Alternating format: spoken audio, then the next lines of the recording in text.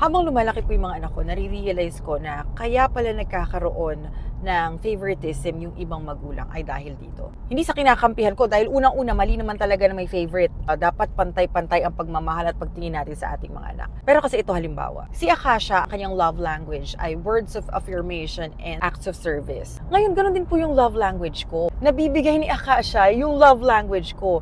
Ngayon si Olivia, may isipan ko, hindi ba ako mahal ng batang to? Kasi parang hindi siya ma-express ng feelings niya verbally and hindi rin siya ma-acts of service. Kasi realize ko na si Olivia pala, iba ang love language. Quality time and physical touch. So while saying this, baka ma-realize siya, ay oo nga no, yung magulang ko at yung kapatid ko ganito.